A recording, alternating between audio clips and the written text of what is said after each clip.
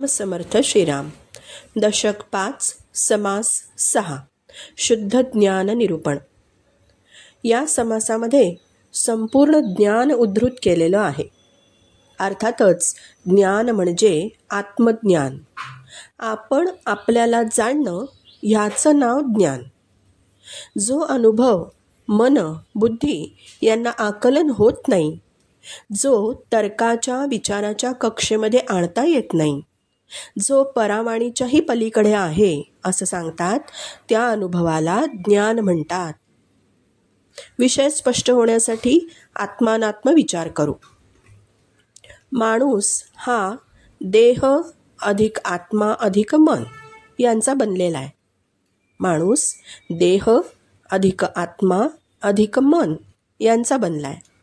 यापैकी देह आणि मन हे अनात्मा आहेत.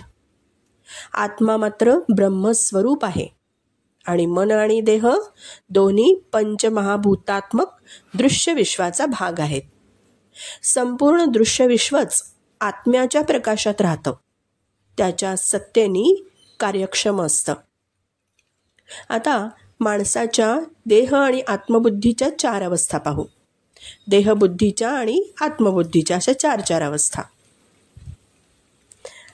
पहिली अवस्था आहे जागृती म्हणजे जागेपण. दुसरी आहे स्वप्न म्हणजे झोपलेलं असताना स्वप्न पाहणे. तिसरी आहे सुषुप्ती म्हणजे जाणीवेचा लय होणं किंवा गाढ झोप. या तिन्ही अवस्थांमध्ये जागृती, स्वप्न आणि सुषुप्ती या तीनही अवस्थांमध्ये मी देह आहे याचं भान असतं. आणि या 3 अवस्था ओलांडून 4थ्या अवस्थेत प्रवेश केला की आत्मबुद्धी उदय पावते. आणि 4थी ती अवस्था कोणती? तर तुर्या अवस्था, ती आत्मज्ञानाची अवस्था. मी देह आहे हे भान लोपतं खरं. तुर्या अवस्थेमध्ये मी देह आहे हे भान लोपतं, पण मी दृश्याहून निराळा आहे, मी त्यांना वेगळेपणाने पाहतो. याचा अर्थ दृश्याला साक्षी राहून वेगळेपणाने पाहणं मात्र शिल्लक असतं. दृश्य ज्ञातापेक्षा वेगळं राहतं. हेच द्वैत आहे. आत्मज्ञानामध्ये संपूर्ण अद्वैत असतं आणि संपूर्ण अद्वैत असल्याने द्वैत असलेली ही तुर्या शुद्ध आत्मज्ञान नव्हे. महावाक्यांमध्ये आत्मज्ञानाचं सार रहस्य दडलेलं आहे. पण त्या महावाक्यांचा नुसता जप करून होईल का काही? तर नाही, काही उपयोग होणार नाही. कोणती बरं ती 4 वाक्य? 4 वेदांची 4 महावाक्य आहेत. ऋग्वेदाचं आहे प्रज्ञानम ब्रह्म, ऐतरेय उपनिषद. यजुर्वेदाचं आहे अहम ब्रह्मास्मी, बृहदारण्यक उपनिषद. सामवेदाचं आहे तत्वमसी, छांदोग्य उपनिषद. आणि अथर्ववेदाचं आहे अयमात्मा ब्रह्म, मांडुक्य उपनिषद. पण केवळ या वाक्यांच्या जपानी काही होणार नाही.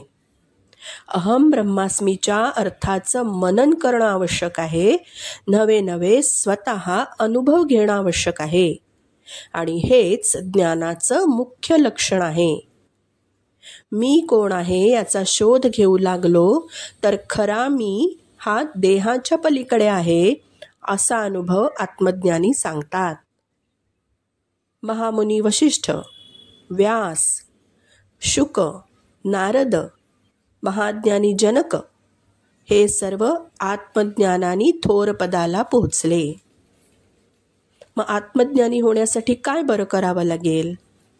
तर आत्मज्ञानाचा अधिकारी होण्यासाठी प्रथमतः वासना निर्मूल करावी लागेल. कोणत्याही प्रकारचं बंधन न घालता जर इंद्रिय मनसोक्त भोग भोगू लागले तरी भोग भोगल्याने मनाची तळमळ तर काही शांत होत नाही. आणि त्यांना सतत भोग पुरवत गेलं की त्यांची वखवक अधिक वाढते. इंद्रियांचे भोग काही समाधान देत नाही. मग हे सर्व समजून ज्याचं मन त्यांच्याबद्दल विरक्त होतं त्यालाच पूर्ण आत्मज्ञान होतं. वासना अविद्या टाकली ना तरच आत्मज्ञानाचा मार्ग गवसतो. स्वामी विवेकानंदांनी सांगितलेली स्टार नोट आपण बघू. जे श्रेयस आहे त्याचाच अंगीकार करा आणि प्रेयसाचा कटाक्षाने त्याग करा.